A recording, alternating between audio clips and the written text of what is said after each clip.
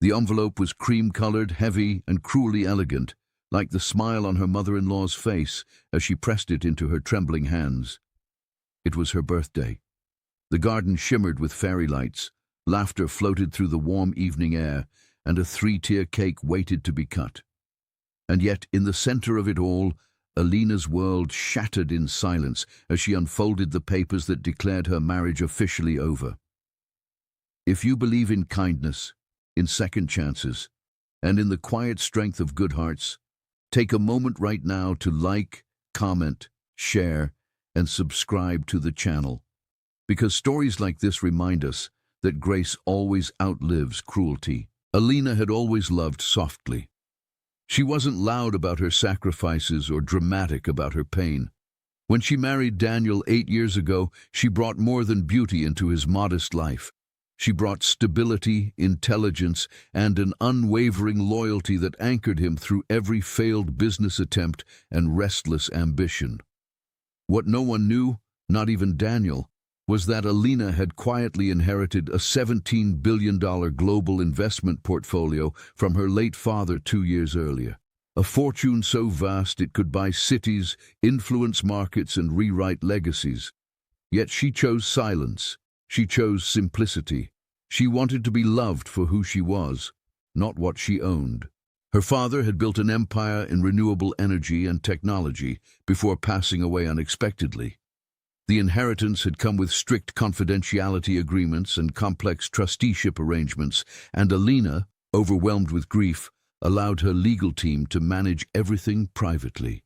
She continued living in the suburban home she and Daniel shared. She still grocery shopped with coupons. She still packed his lunch when he forgot.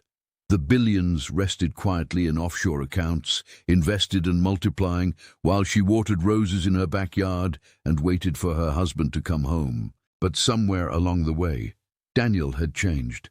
The man who once held her hands like fragile glass began holding his phone like a secret. He grew distant, dismissive of her ideas, resentful of her calmness.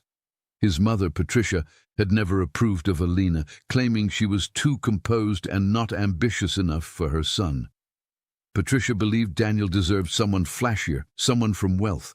The irony was sharp enough to cut. The birthday party had been Patricia's idea. She insisted on hosting it at the family estate, inviting distant relatives and Daniel's colleagues. Alina felt uneasy, but agreed, hoping the evening might mend whatever invisible fracture had widened in her marriage. She wore a simple sapphire dress and a soft smile, greeting guests with genuine warmth. The twins from her sister's side clung to her, sensing the tension in the air, their tiny fingers gripping her hands as if bracing for a storm. Then came the toast. Patricia lifted her glass, praising Daniel's courage and new beginnings. Alina felt a chill snake down her spine. Daniel wouldn't meet her eyes. And when the envelope appeared moments later, pressed into her palm under the guise of a birthday surprise, she understood. The garden noise blurred into a distant hum as her eyes scanned the legal language. Divorce, irreconcilable differences, immediate separation. She did not cry. Not there. Not in front of the guests, who suddenly avoided her gaze. Not in front of Patricia's satisfied expression. She folded the papers neatly, placed them back into the envelope, and lifted her chin with a grace that stunned everyone into silence. Inside, however, something ancient and painful cracked open. 8 years of loyalty reduced to a performance. 8 years of building a life on trust, dismantled with a single signature waiting at the bottom of a page. That night, alone in the bedroom she once shared with Daniel, she allowed herself to break. She wept not for the money she never revealed, not for the betrayal itself, but for the version of love she believed in so fiercely. She questioned her silence. She questioned whether humility had been mistaken for weakness. She questioned if love without conditions had blinded her to the conditions quietly forming around her. But grief has a strange way of sharpening clarity. The next morning, Alina made a call to her legal counsel, not out of revenge, but out of necessity. She learned that Daniel had filed the divorce under the assumption that their assets were minimal and that she would walk away quietly, perhaps even embarrassed. Patricia had likely orchestrated it all, convinced that Alina was insignificant without wealth or power. Within weeks, the truth unfolded, not publicly, but strategically. The divorce proceedings revealed Alina's holdings. The courtroom atmosphere shifted from dismissive to stunned. Daniel's legal team faltered. The judge requested full disclosure of assets, and when the numbers surfaced, they landed like thunder. $17 billion, diversified across international markets, entire companies under her name, foundations quietly funded in her father's memory. Daniel sat frozen, realization dawning too late.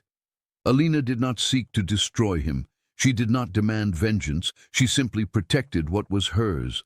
The prenuptial agreement Daniel once insisted upon, assuming she had nothing, ironically shielded her entirely. The assets remained untouched. She offered a fair settlement, more generous than he deserved, and requested only one thing: peace. In the months that followed, Alina stepped into her inheritance not as a billionaire seeking dominance, but as a daughter honoring legacy. She expanded her father's philanthropic foundations, funding scholarships for underprivileged students and investing in clean energy projects across developing nations. She built community centers, supported women escaping toxic marriages, and created programs teaching financial literacy to young girls. Her wealth became a tool, not a weapon. Daniel attempted apologies. Patricia retreated into silence, but Alina no longer needed their validation. She had rediscovered something far more valuable than billions: her self-worth. She understood that true power lies not in hidden accounts or courtroom victories, but in walking away with dignity intact. On her next birthday, there was no grand estate, no forced toasts. She celebrated quietly at a children's hospital wing her foundation had funded, cutting cake surrounded by laughter that was genuine and untainted. As she looked around at the lives being healed and the futures being built, she realized that losing a marriage had given her back her voice. If this story touched your heart, if you've ever felt underestimated or betrayed, yet chose grace over bitterness, please take a moment to engage with this video. Like it, share it, and let others know that silent strength is still strength. And before we end, comment the word dignity below if you believe that walking away with self-respect is the greatest victory of all. Because sometimes the world mistakes quiet kindness for weakness, until the quiet rises, stands tall, and changes everything.